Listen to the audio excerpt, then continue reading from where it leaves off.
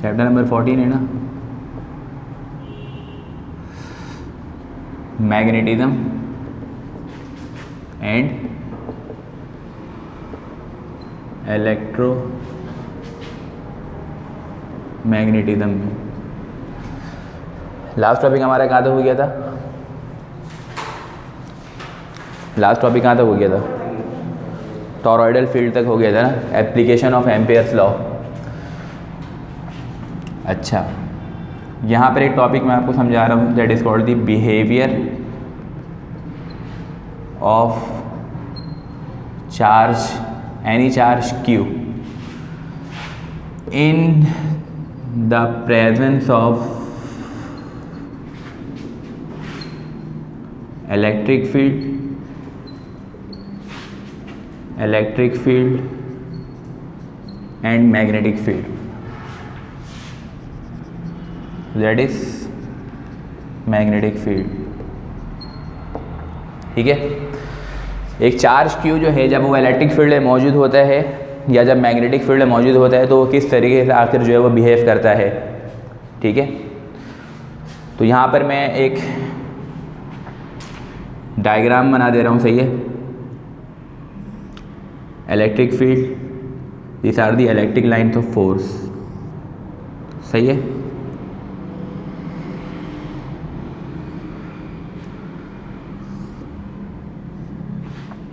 तो ये इसकी डायरेक्शन है इलेक्ट्रिक फील्ड की। ठीक है, इसमें कोई भी चार्ज Q जो है वो इंट्रोड्यूस करवाया गया। ठीक है ना, चार्ज Q। तो जब चार्ज Q इलेक्ट्रिक फील्ड की मौजूदगी में वो किस तरीके से आखिर बिहेव करता है, या वो किस डायरेक्शन में जो वो मूव करता है, या उसका पाथ किस तरीके का होता है, और फिर हम यही पढ़ेंगे इसी चार्ज की मूवमेंट जो वो मैग्नेटिक फील्ड में। ठीक है ना, आपको पता है कि चार्ज अगर रेस्ट में है, रेस्ट चार्ज जो है only create the magnetic field, only create the electric field. ठीक है ना, जो रेस्ट चार्ज होता है, आज ही के दिन लाइट जानी थी, इसको वीडियो को पॉज कर दो, इलेक्ट्रिक फील्ड। सही है, और जब चार्ज मूव कर रहा हो, when the charge is in motion, then it creates both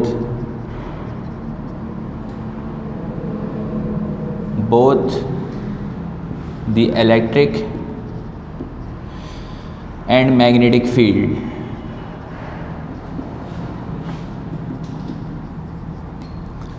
तो एक चार्ज रेस्ट में है तो उसके बाद सिर्फ क्या होगी, it only possesses the electric field. और एक चार्ज जो है वो क्या है, मोशन में है, तो it possesses both electric field as well as magnetic field. तो उसके पास दोनों फील्ड मौजूद होती है, इलेक्ट्रिक फील्ड और मैग्नेटिक फील्ड।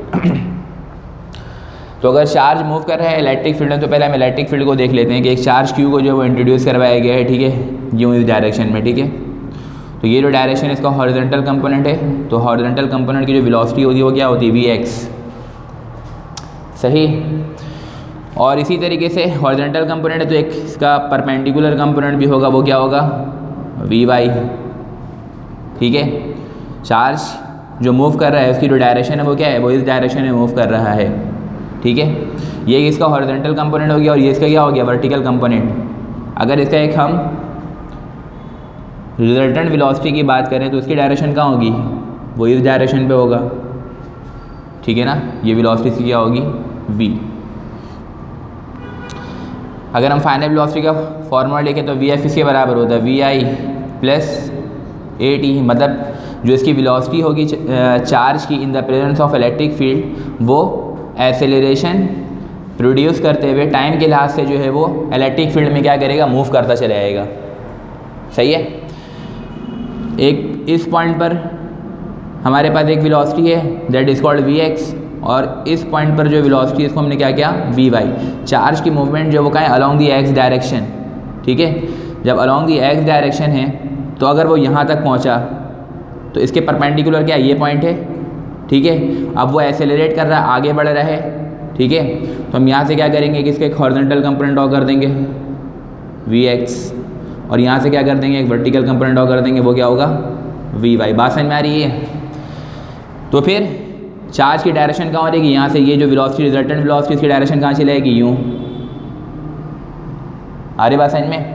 तो एक पॉइंट से चलना शुरू हुआ एक charge Q with a velocity Vx, तो with respect to the time वो एक्सेलरेट करता जाएगा हर एक सेकंड में। यहाँ से जिस तरीके से इसकी स्पीड आगे बढ़ गई, उसी तरीके से अगले सेकंड में जब ये यहाँ पहुँचेगा तो यहाँ से इसकी स्पीड क्या हो जाएगी, आगे। तो यहाँ पे इसका क्या रहेगा, वर्टिकल कंपोनेंट और ये हॉरिजॉन्टल कंपोनेंट, और फिर ये कहाँ जाएगा, आगे।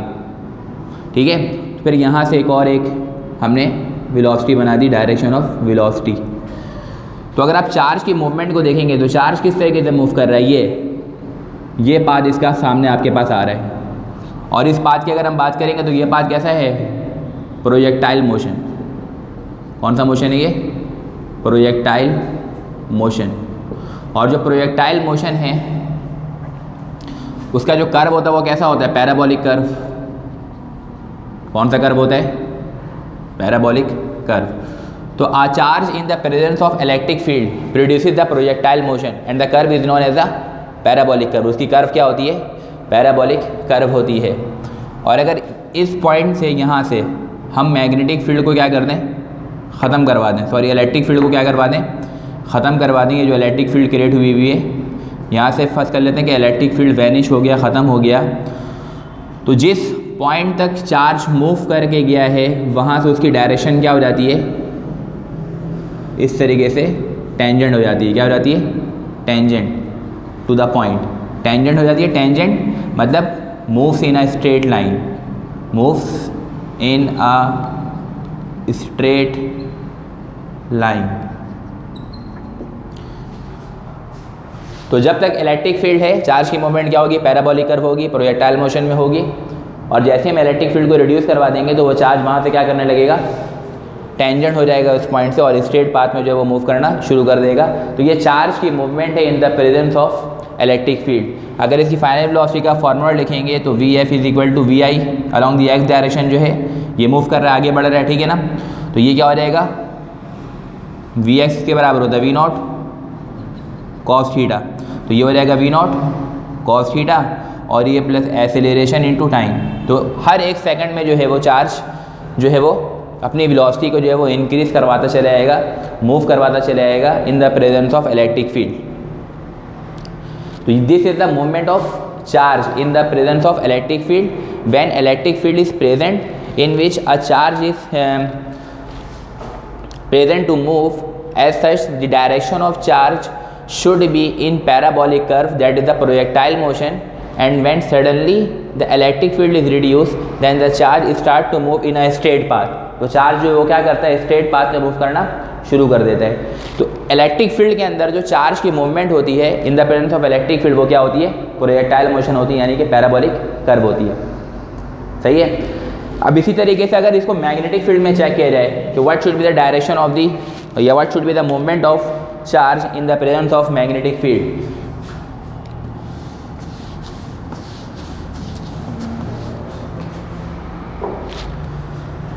ये एक मैग्नेटिक फील्ड ड्रॉ कर रहा हूँ मैं, ठीक है। नॉर्मली इसको क्रॉस से इंडिकेट करवाते हैं चूँकि इसकी डायरेक्शन इनवर्ड होती है। तो इनवर्ड डायरेक्शन के लिए हम क्रॉस का सिंबल जो है वो इस तरीके से इस्तेमाल करते हैं। This is the magnetic field.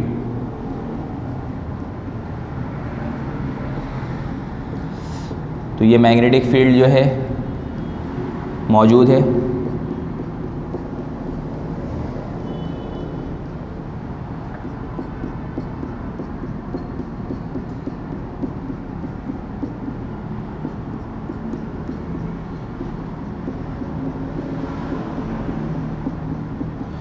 ठीक है। अब इसमें भी एक चार्ज Q को जो है वो इंट्रोड्यूस करवा रहे हैं, introduce a charge, introduce Q को जो है वो मैग्नेटिक फील्ड में क्या करवा रहे हैं, इंट्रोड्यूस। लेट अस सपोज यहाँ पे एक चार्ज को इंट्रोड्यूस करवाया गया, चार्ज Q है। ये कौन सी हालत में, charge is in the condition of rest. तो जब चार्ज रेस्ट में होगा तो रेस्ट में जो लगने वाली फोर्स होगी वो फोर्स क्या होगी, ज़ीरो, क्योंकि फार्मूला क्या होता है force experience on a charge Q V B sine theta. अगर ये वेलोसिटी ज़ीरो है when the charge is in the state of rest, तो इसकी जो फोर्स हो जाएगी वो फोर्स क्या हो जाएगी, सबसे मल्टीप्लाई होकर के फोर्स क्या हो जाएगी, ज़ीरो। तो when the charge is in the state of rest in any magnetic field then the force experience on the charge is zero, तो उसके ऊपर कोई भी फोर्स एक्सपीरियंस नहीं हो रहा होता। लेकिन अगर एक चार्ज जो है, ठीक है ना, वो आया है perpendicular to the magnetic field, जैसे ये मैग्नेटिक फील्ड है ना, यहाँ से यहाँ तक ये पूरे यूँ करके इस तरीके से हमने यहाँ से क्या किया, एक चार्ज को इंट्रोड्यूस करवाया, तो ये चार्ज गया है किस मैग्नेटिक फील्ड के, कैसे गया है, परपेंडिकुलर। परपेंडिकुलर का मतलब क्या हुआ, थीटा 90 डिग्री। तो ये चार्ज यहाँ पर आया है क्यों, ठीक है। आपको पता है जो फोर्स एक्सपीरियंस होता है वो क्या होता है, क्यू वी बी, इसको हम राइट हैंड रूल से बताते हैं यूँ, ठीक है। ये क्या है, लगने वाला फोर्स, ठीक है, ये है वेलोसिटी और ये है डायरेक्शन ऑफ मैग्नेटिक फील्ड, ठीक है। तो जैसे ये इंट्रोड्यूस होगा a moving charge when moves in a magnetic field, जब मैग्नेटिक फील्ड में ये आता है, ठीक है, तो इसके ऊपर क्या हो जाएगा, चूँकि इसके पास वेलोसिटी है तो जाहिर सी बात है इसके ऊपर क्या लगना शुरू हो जाएगा, एक फोर्स एक्सपीरियंस होना शुरू हो जाएगा। तो उस फोर्स की डायरेक्शन हम किस तरीके से बताते हैं, राइट हैंड रूल से यूँ, ठीक है, यूँ करके। तो फोर्स की डायरेक्शन अभी कहाँ है, अपवर्ड डायरेक्शन में, ठीक है। तो ये चार्ज है जो है, this is the moment of charge, ठीक है, और ये जो है हमारे पास जो है वो क्या है, मैग्नेटिक फील्ड है। तो वो क्या कर देगा, चार्ज के ऊपर जो फोर्स लग रहा है अपवर्ड डायरेक्शन में, तो चार्ज जहाँ फोर्स लगेगा उस डायरेक्शन में इसको रोटेट कर देगा यूँ करके अपवर्ड डायरेक्शन में। फोर्स की डायरेक्शन कहाँ है, अपवर्ड है, तो चार्ज कहाँ मूव हो जाएगा, यूँ करके अपवर्ड, सही है। फिर फोर्स की डायरेक्शन कहाँ आ गई, इस डायरेक्शन में, तो जिस डायरेक्शन में फोर्स लगेगा चार्ज उसी डायरेक्शन में रोटेट कर जाएगा। तो फोर्स की डायरेक्शन इस डायरेक्शन में, तो ये जो चार्ज वो कहाँ चला जाएगा, इस तरीके से यूँ चला जाएगा, हमारी बात समझ में। अब फोर्स की डायरेक्शन कहाँ हो गई है, नीचे, तो जब डाउनवर्ड है तो चार्ज की मूवमेंट क्या हो जाएगी, इस तरीके से यूँ डाउनवर्ड हो जाएगी यूँ, सही है। और ये भी डाउनवर्ड होगी, तो फोर्स की डायरेक्शन अब कहाँ हो चुकी है, लेफ्टवर्ड में, तो ये डायरेक्शन कहाँ हो जाएगी, इस तरीके से यूँ। फिर फोर्स की डायरेक्शन कहाँ होगी, अपवर्ड, फिर चार्ज कहाँ चला जाएगा, ऐसे ऊपर। तो आपने देखा एक सर्कुलर पाथ जो है वो उसका बनना शुरू हो जाएगा। तो चार्ज अगर मैग्नेटिक फील्ड में मौजूद है तो वो सर्कुलर पाथ को फॉलो करता है। तो यहाँ से ये चार्ज जो है एक सर्कुलर पाथ में जो है वो इस तरीके से रोटेट करना शुरू कर देगा। तो इसकी पाथ किस तरीके से हो गई, सर्कुलर पाथ। उसकी पाथ किस तरीके की थी, पैराबोलिक कर्व, प्रोजेक्टाइल मोशन, ठीक है। अब यहाँ पर मैग्नेटिक फोर्स की वजह कर ये क्या प्रोड्यूस कर रहा है, एक सर्कुलर पाथ प्रोड्यूस कर रहा है। It start to rotate in a circular path and we know that when the body moves in a circular path then only one force is responsible to rotate in a circular path, that is called the centripetal force, है ना। तो अगर ये फर्ज कर लेते हैं circle का सेंटर है, तो यहाँ पर भी एक फोर्स लगना शुरू हो जाएगा, यहाँ पर भी एक फोर्स लगना शुरू हो जाएगा, यहाँ पर भी एक फोर्स लगना शुरू हो जाएगा, यहाँ पर भी इस तरीके से एक फोर्स लगना शुरू हो जाएगा, इस डायरेक्शन में यहाँ पे भी फोर्स, ठीक है। तो ये सारे फोर्स क्या हैं, ये परपेंडिकुलर है। परपेंडिकुलर का मतलब थीटा क्या बन रहा है इसका, 90 डिग्री। तो सेंटर की तरफ एक फोर्स लगने लगेगा और इस फोर्स को हम क्या नाम देंगे, सेंट्रीपिटल फोर्स का। This force is called the centripetal force. तो बात ये समझ में आई कि जब चार्ज मैग्नेटिक फील्ड में आता है तो उसकी डायरेक्शन क्या हो जाती है, it start to rotate in a circular path. तो जब सर्कुलर पाथ में ये रोटेट करेगा तो रोटेट करने के नतीजे में इसके ऊपर जो फोर्स लग रहा है वो कौन सा लग रहा है, एफ मैग्नेटिक, ठीक है, जो कि किसके बराबर आ रहा है, mv²/r, चूँकि ये स्टार्ट करना शुरू कर देगा सर्कुलर पाथ में। तो सर्कुलर पाथ की जो फोर्स होती है वो क्या होती है, सेंट्रीपिटल, और वो किसके बराबर होता है, mv²/r। और अगर एफ मैग्नेटिक की बात करें तो इसका फॉर्मूला क्या है, q v b sine theta is equal to mv²/r, सही है ना। अब ये वाला वेलोसिटी और ये वेलोसिटी, ये स्क्वायर और ये वाली वेलोसिटी क्या हो जाएगी, कैंसिल। तो यहाँ पे क्या बचेगा, Q B sine theta is equal to mv/r। और अगर हम r को सेपरेट कर लेंगे तो r किसके बराबर होगा, mv डिवाइडेड बाई यहाँ पे क्या हो जाएगा, क्यू बी साइन थीटा, ठीक है। अब डायरेक्शन ऑफ द फोर्स जो है वो क्या है, परपेंडिकुलर है। तो परपेंडिकुलर की वजह कर क्या हो जाएगा, जो एंगल बनेगा थीटा वो कितना बनेगा 90 डिग्री। तो साइन 90 कितना होता है 1। तो अगर हम यहाँ पे साइन 90 को कितना ले लें, साइन 90 इज इक्वल टू 1, तो आर का फॉर्मूला जो वो क्या हो जाएगा mv divided by q into B. ठीक है, एक चार्ज जो इंट्रोड्यूस हुआ था, a charge of mass m, ठीक है, एक चार्ज जो चार्ज किया था q, ठीक है, जिसका मास कितना था m, इंट्रोड्यूस हुआ था किसमें, introduce in a uniform magnetic field of induction capital B with a uniform velocity. और चार्ज की जो वेलोसिटी थी वो क्या थी, यूनिफॉर्म वेलोसिटी।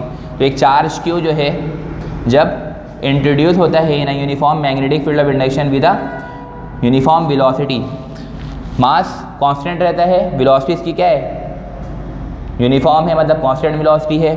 चार्ज Q भी क्या है, उसके ऊपर जो भी एक चार्ज है वो क्या होगा कांस्टेंट रहेगा, और मैग्नेटिक फील्ड ऑफ इंडक्शन भी क्या है कांस्टेंट। तो इसके नतीजे में क्या होता है, then it starts to move in a circular path due to the action of magnetic force, ठीक है, that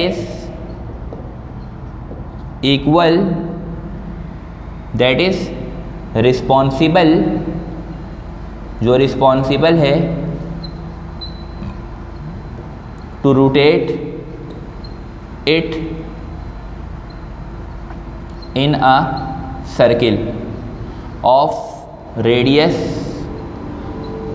स्मॉल r। उसको एक स्मॉल रेडियस r में जो है वो क्या करता है, रोटेट करवाना शुरू करवा देता है।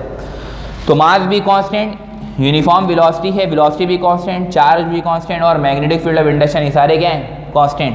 तो इसका r जो रेडियस होगा, ये सारे क्या हैं, ये भी रेडियस, ये भी रेडियस, ये भी रेडियस, ये भी रेडियस, ये भी रेडियस, ये भी रेडियस, और ये सारे रेडियस है। तो रेडियस भी क्या होगा कांस्टेंट। तो यहाँ पे जो रेडियस बनेगा वो रेडियस क्या रहेगा कांस्टेंट, वो चेंज नहीं हो सकता। जब एक चार्ज को हम इंट्रोड्यूस करवाते हैं मैग्नेटिक फील्ड में और वो सर्कुलर पाथ में रोटेशन प्रोड्यूस करेगा, तो क्या बनाएगा सेंटीपिटल फोर्स, और सेंटीपिटल फोर्स की डायरेक्शन कहाँ होती है, सेंटर की तरफ। तो सेंटर से लेकर के उस मैग्नेटिक फील्ड के किसी भी क्लोज पाथ तक का जो फासला होगा वो क्या बनेगा रेडियस, और वो रेडियस क्या रहेगा कांस्टेंट। क्योंकि मास भी कांस्टेंट है, वेलोसिटी भी कांस्टेंट है, चार्ज भी कांस्टेंट है, और मैग्नेटिक फील्ड ऑफ इंडक्शन जो है वो भी कांस्टेंट है, तो रेडियस भी क्या रहेगा कांस्टेंट रहेगा। ठीक है, अगर हम ये बात करें कि ये जो चार्ज मूव कर रहा है मैग्नेटिक फील्ड की मौजूदगी में, ठीक है, एक सर्कुलर पाथ बना रहा है, तो आखिर ये कितना टाइम इंटरवल लेगा एक सर्कुलर पाथ कंप्लीट करने में, ठीक है ना, वन रोटेशन कंप्लीट करने में ये कितना टाइम लेगा, वो टाइम हमें बताना है।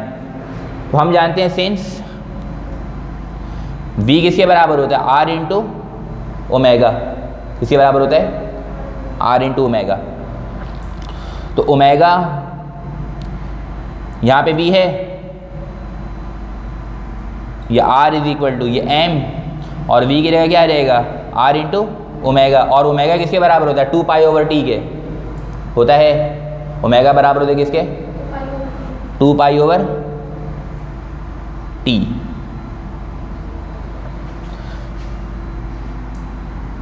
जैसे ओमेगा है ना, ये क्या होता है rate of change of angular displacement, यानी कि थीटा अपॉन टी।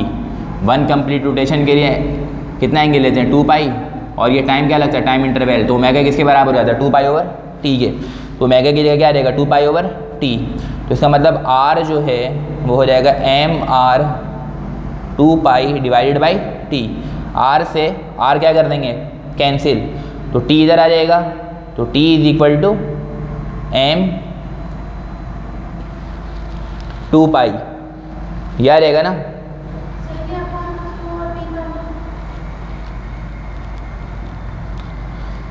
m 2 पाई और इस पूरे के नीचे क्या है q इंटू बी, तो इसके नीचे भी क्या रहेगा q इंटू बी और इसके नीचे भी क्या रहेगा q इंटू बी। तो टाइम पीरियड जो आ रहेगा वो कितना रहेगा m 2 pi divide by q into B. This is the time period which is required to rotate और to complete the one rotation of the charge in the presence of magnetic field.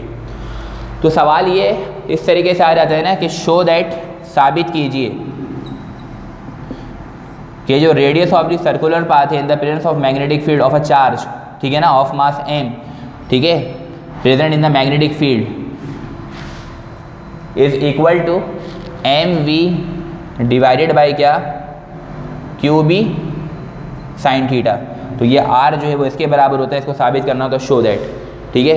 तो इस topic से हमें ये समझ में आ रहा है कि r जो है किसके बराबर है mv divide by qb sine theta, जैसे कि यहाँ पे हमने प्रूफ किया r बराबर है mv divide by qb sine theta. बात क्लियर है? तो सबसे पहले तो आप बिहेवियर ऑफ चार्ज की डायग्राम बना देंगे, इलेक्ट्रिक फील्ड में किस तरीके से रोटेट कर रहा है, मैग्नेटिक फील्ड में किस तरीके से रोटेट कर रहा है, ठीक है। ये डायग्राम बनाने के बाद ये वर्डिंग लिखेंगे और ये वर्डिंग लिखने के बाद ये मैथमेटिकल इक्वेशन है, यहाँ तक इसको आप लिख देंगे, ये आपका प्रूफ हो जाएगा। ये सारी बातें MCQs के लिए ये है, तो ये आपको मालूम होनी चाहिए कि आखिर ये रेडियस इसका कांस्टेंट क्यों रहता है, ठीक है, और रेडियस का फार्मूला क्या होता है, और टाइम पीरियड एक रोटेशन कंप्लीट करने को जो टाइम पीरियड हम कह रहे हैं वो टाइम पीरियड आखिर कितना होता है, ठीक है।